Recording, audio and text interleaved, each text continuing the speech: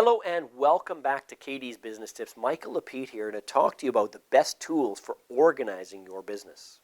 Particularly small business we're talking about here, but this scales up even to larger.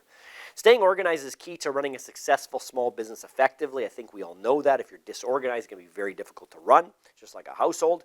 The right tools can streamline operations, improve productivity, and help you manage everything from finances to project workflows.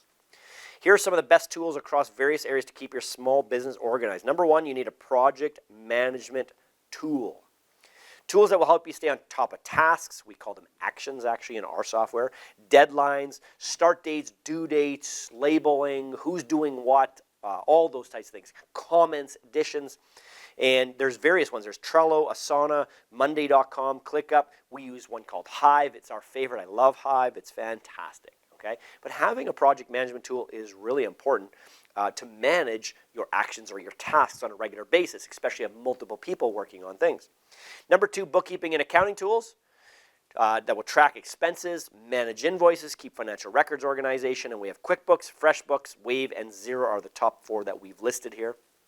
Number three, time tracking apps help you track time on projects, improving productivity. Toggle, Harvest, Clockify, and Hubstaff. And Hive, the project management tool, also has time tracker built in as well. Number four, customer relationship management, CRMs. CRMs will help you organize your sales funnel. If you use sales and leads, it'll help you organize communication with your clients and just your overall client information.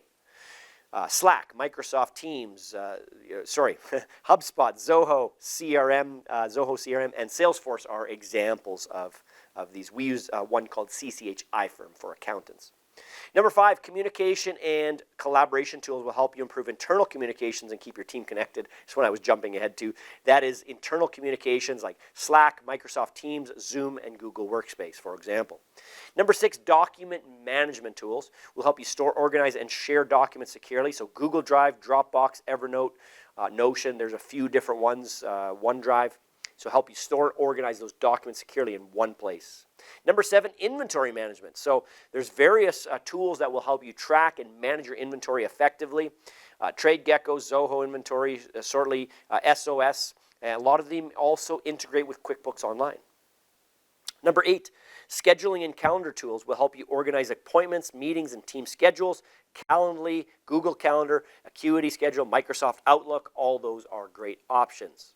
Number nine, email marketing and automation tool will help you stay organized with email campaigns and client communications. We've got MailChimp, Constant Contact, ConvertKit, and Brevo. So there's quite a few options out there for each of these items. Number 10, e-commerce. If you're using e-commerce, use a business for selling online. Shopify, WooCommerce, BigCommerce, Square. These are some of the main players.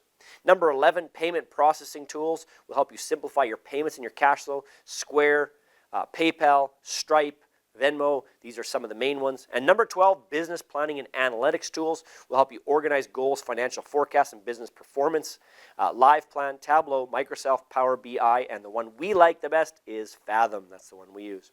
By adopting these tools, you can hopefully effectively reduce work, you can automate things, you can be more accurate, you can have better communication, reduce all kinds of headaches and extras that you're doing right now, and hopefully run a much more successful business.